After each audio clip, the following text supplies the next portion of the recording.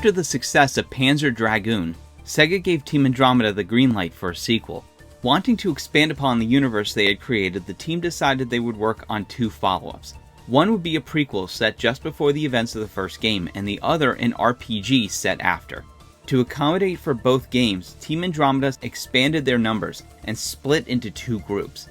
Due to Fuyutsugi's commitment to the RPG, he was unable to direct the prequel, so series co-producer Tomohiro Kondo took over both directing and producing duties.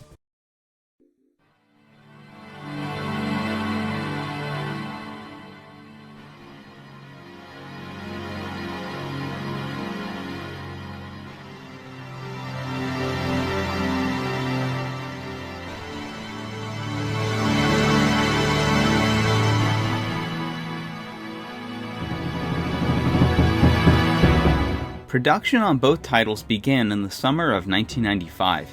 The development team took into consideration everything they had learned while making the first game and the criticism it received. With a better understanding of the Saturn's hardware, they were able to make gameplay smoother and bump the frame rate up to 30, though they still refused to use Sega's dev tools, opting to create their own like they did with the first game.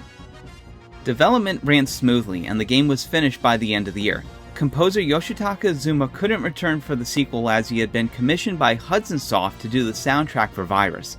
Instead, the soundtrack was handled by multiple composers, including Yayoi Wachi, Junko Shiratsu, Teruhiko Nakagawa, and Tomonori Sawada. Originally, the sequel was given the name Panzer Dragoon Zwei, which means two in German. However, Sega felt that most players wouldn't be able to distinguish that the game was a sequel, and so they added the Roman numeral 2 in the middle. Panzer Dragoon II Zwei was released in Japan on March 22, 1996. North American gamers had to wait a few weeks later on April 17th, while Europe saw a release on May 10th.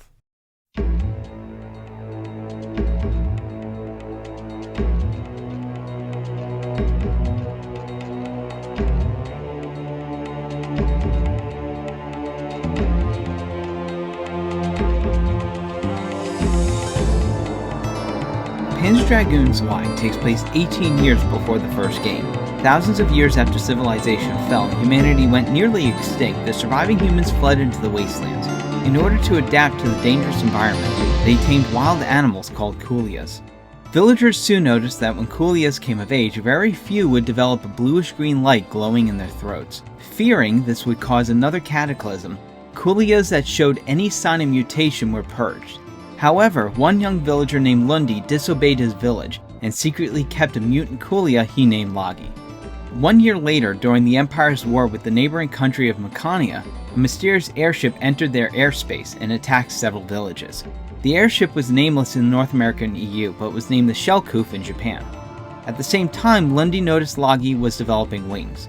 During a test flight, the Shellkoof appeared over Lundi's village and attacked. By the time the two made it back, the village was overrun with pure types.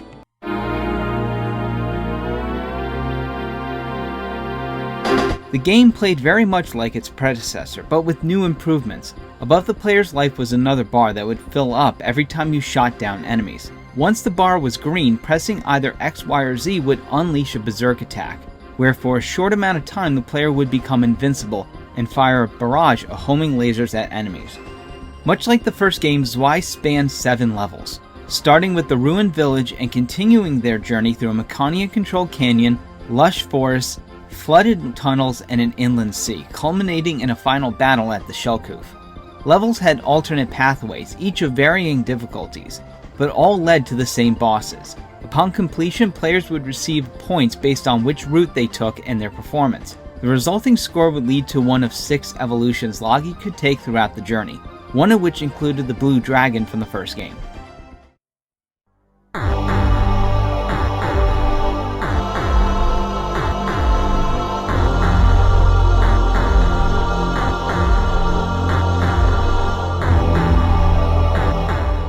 The story came to a close in a 2-part battle with the Shellkoof's custodian, the Guardian Dragon.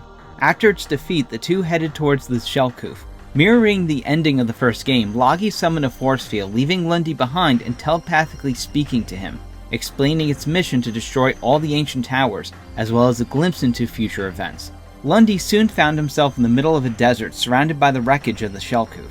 Upon entering the ship, he came across a large chamber with the engraved emblem of Logi. Getting a 100% shoot-down rate or clocking in 30 hours of gameplay would unlock Pandora's box. And extras included level select and more powerful weapons. It was also unlockable if players had saves for Panzer Dragoon Saga.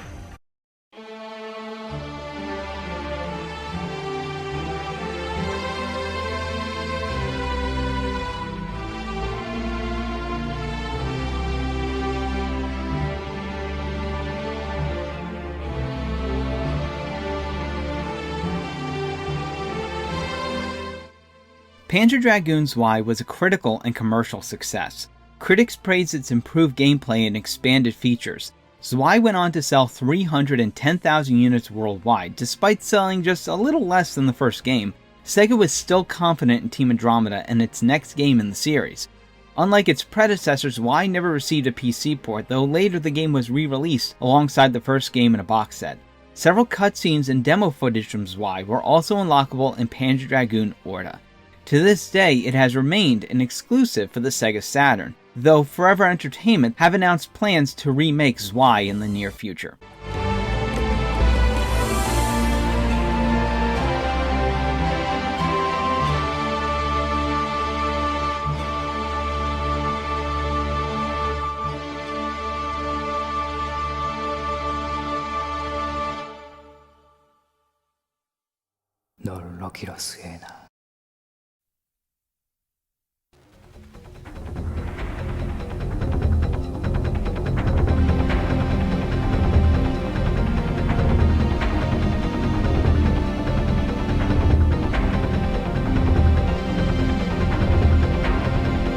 In Part 3 of the Panzer Dragoon Retrospective, we'll take a look at the game that expanded upon the series.